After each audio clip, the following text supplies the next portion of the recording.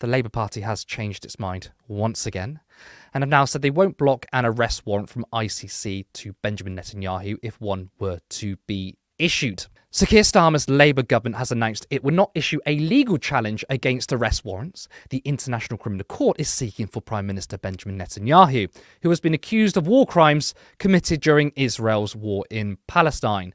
Rishi Sunak previously threatened to submit arguments on whether the ICC had the right to order the arrests, but Downing Street has now confirmed it will not oppose the applications as they matter for the court to decide on. This is a perfectly reasonable statement. It is the matter for the courts and not our politicians. Now, this has prompted a response from the Board of Deputies of British Jews, an organisation that has largely been sympathetic to the Labour Party under Keir Starmer, and they don't seem very happy. Today, we learned that our government will not be pursuing the UK's original objection to the ICC's jurisdiction over the current Israel-Gaza conflict. This regretful and regressive step not only appears to be a reversal of long-term UK foreign policy, but also puts us at odds with international allies such as the US and Germany, who have challenged the court's treatment of Israel.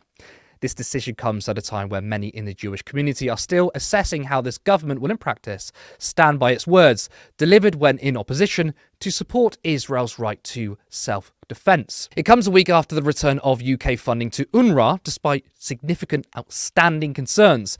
It also comes amid increased reports that the government will soon be making an announcement regarding the sale of arms to Israel, a country which only 300 days ago suffered the worst attack on Jewish people since the Holocaust. We are concerned that the cumulative effects of these announcements in quick succession signal a significant shift in policy away from Israel being a key UK ally.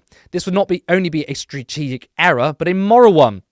The government should urgently reconsider any approach. Now, the BoD, let's be real, it's a right-wing organisation. I mean, many Jewish people on the left say it doesn't speak for them. Now, critics of the organisation say that the BoD does not exist to represent Jewish people, but rather the state of Israel, a criticism I share.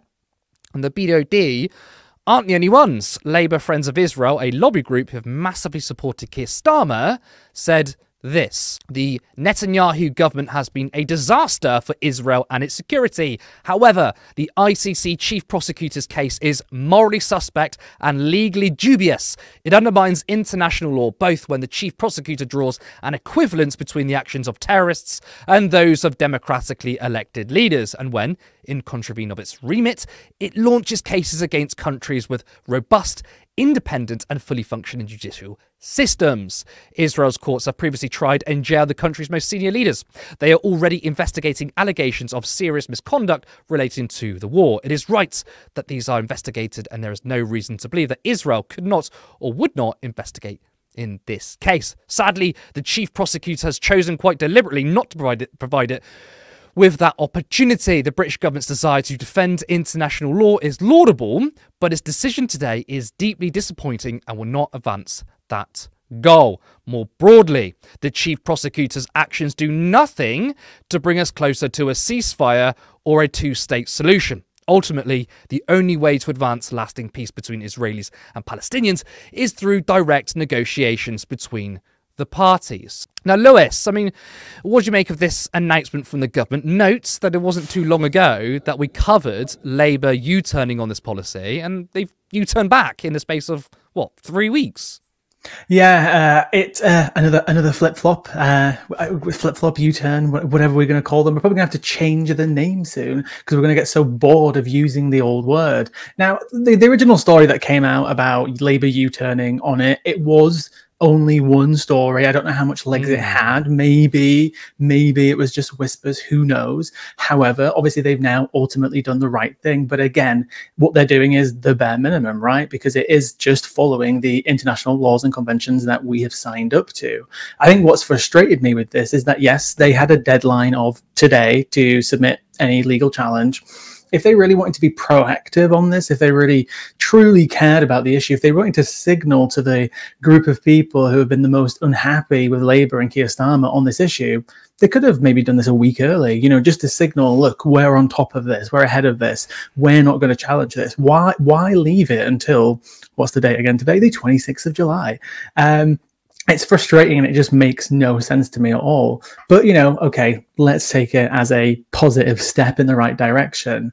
What's funny about the statement that you were just reading out, that this is getting in the way of Israel achieving its goals in Gaza. It's like, oh, sorry for applying justice. Sorry for applying international laws and conventions. We kind of forgot that part of democracy, right? Where if we're at war, that's it, you know, all legal processes just stop. It's just absolutely ridiculous. But what's important to know as well, I don't want this to be missed from the story. The ICC prosecutor, Karim Khan, is not just going after Benjamin Netanyahu and Yoav Gallant, he's also going after the Hamas leaders. And if you actually read the report that he initially released, it's extremely scathing on the Hamas leaders. And he's been very thorough. So obviously, we'll have to see what happens. We don't actually know if the arrest warrants are going to be issued. It's just that obviously the prosecutor is pursuing them, but more often than not, they will be issued, and Benjamin Netanyahu will be wanted in 100 and something countries, which will be nice and satisfying. But the chances of him actually leaving the country, maybe he can pop over to one of his allies, which isn't, you know, a treaty to the ICC. The US recently opened him with welcome arms. Yes, exactly. And it's very frustrating. But obviously, we'll have to wait and see what happens. I'll be very happy when we get that news announcement that the arrest warrants are going to be issued, because it's important to know that this will be the first ever arrest warrant issued for what could be potentially described as a Western leader. Obviously, he's very allied with the West. Up until the Ukrainian war, only African leaders have ever been issued with arrest warrants from the ICC. So it is a positive move in the right direction, because we know there are plenty of more people out there who should have received arrest warrants in the past, but due to the way these things work, we're not always going to find justice everywhere. And you make a really good point there, that the ICC doesn't just talk about Israel or Benjamin Netanyahu, they talk about Hamas. And it's funny when you have big Israel supporters, you have Netanyahu himself say the ICC is biased against Israel, or it's a wing of Hamas. I mean, we've heard these before, and you can't really square that circle when the ICC is going after Hamas too, which is obviously consistent. I also think it's a very good point about Netanyahu essentially being a Western leader, and I didn't actually know that. So I didn't know that Netanyahu was the first ever to potentially face prosecution as a Western leader. And I guess, if I'm wrong about that, anyone in the comments, feel free to please correct me, but I'm pretty sure that's accurate. I mean, okay, well, if that is the case, then that kind of shows quite a big shift in global politics, doesn't it? Because it kind of signals the idea that the West, namely the US, isn't necessarily the biggest foreign power anymore, and that other powers are emerging, such as China, for example. And I think that does signal that, because beforehand, we wouldn't dare touch anyone linked to the West. And now you've essentially got the ICJ calling Israel an apartheid state, and then the ICC potentially going after Netanyahu. I think that is potentially a big play in global politics. Now, to go back to Labour for a second, I mean, the trust is gone, right? I mean, initially they said they would respect the ICC's decision. That is what happened. Then we did cover them saying they weren't. I mean, you mentioned it was only a few articles. Potentially it was hearsay. And now they will. But it's not just the statements they made in the last 3 weeks, it's the statements they made in the last couple of years. So David Lammy and the rest of the government, it seems like they don't really know what they're doing, do they? I mean, to me, given that they don't have a strong position, that absolutely means they are definitely open to being pushed back to the other direction. Yeah, absolutely. Obviously, we know that the US was heavily lobbying for the UK to continue this legal challenge. It's also worth noting that under the Trump administration, as a little quick side note, that the previous prosecutor, because the current one was appointed in 2020 or 2021, the Trump administration put sanctions on the previous ICC prosecutor. And not only that, when the current prosecutor has been selected, the US were actively trying to get him not selected. They were usually using every leverage of power that they could not to go after this person. So it shows you like how deep their fingers go in this push against the prosecutor. But again, back to Labour. Yeah, they're obviously very moldable. They're very pushable. We don't know necessarily what always goes on behind closed doors, what the US are trying to leverage against the US, because I do place a lot of blame on the US for the current situation. And, you know, they maintain what some people might describe as a, you know, kind of soft de facto police state on the West by leveraging its economic power, its military power across all these countries. And we know behind the scenes they leverage these things and they use it to push countries around. Hopefully, in this instance, that it hasn't worked. And obviously, Labour are taking positive steps. Again, though, they could have been proactive against this and they haven't, which kind of shows, and it goes as to what you're saying, that, yeah, maybe they are incompetent. Because if I was in Keir Starmer's position where multiple MPs lost their seats, where every shadow cabinet member lost an average of about 7,000 votes each in their constituency, about 7,000 votes, I think it was, in each of their constituency, I'd be on top of this. I'd be all over this. I'd be doing anything I can to prove that we are going to be on the right side of history. And it just seems like they're dawdling. Do you give credence to the idea that maybe something's shifting in American politics as well? I know that Netanyahu recently went to Congress, but you did have even Nancy Pelosi with a pretty scathing attack on his speech. Now, I think Netanyahu's speech was crazy, to say the least. And Kamala Harris, for example, I mean, I think she's personally better on Israel-Palestine than Biden. Again, it's a low bar, but she seems to be better on it. Do you think potentially we're seeing a shift in UK politics in terms of foreign policy in regards to Israel? Because maybe we're seeing a shift from the US. And let's be honest, the UK gets its foreign policy from the US. Absolutely true, but we've had a passing of the old guard, right? So obviously Joe Biden to Kamala Harris, we've got Nancy Pelosi to Hakeem Jeffries. These are much younger people, and obviously as well, I always think it helps, especially if a person is from a more diverse background, whether that's even just to do with like ethnicity. It could be to do with any sort of challenge of oppression that a person might have faced due to who they are. I feel like those people tend to just generally be more insightful in terms of their rhetoric, in terms of oppression of people. We'll obviously have to wait and see. You know, I saw a clip just the other day of Kamala giving a speech at APAC. It doesn't necessarily mean, I don't buy into this constant idea of, yeah, people can be, you know, giving money and donating. I obviously don't buy into this stupid idea of control, right? But there is obviously a shift, and it is there. It's present. I was also reading the other day that when Kamala Harris gave that famous speech, I don't know if you remember it from a few months ago, where she was like, I am calling for an immediate ceasefire in Gaza, and everybody started clapping, and then she went in for 6 weeks. I don't know if you remember that. That was actually reported that it was Biden's office who made her say the 6 weeks because of that interference from his office. In actual fact, it's reported that she wanted to go much, much further. So we are seeing a shift. And if we're talking even about the old guard, in terms of the trio of the presidency, the House and the Senate, the Senate is run by Chuck Schumer. He's a Jewish man. And, you know, despite the fact that I do think he's complicit in the power that Israel have got and the crimes that he's committed, he's also massively shifted to the point where a few months ago, he literally called for Benjamin Netanyahu to be ousted.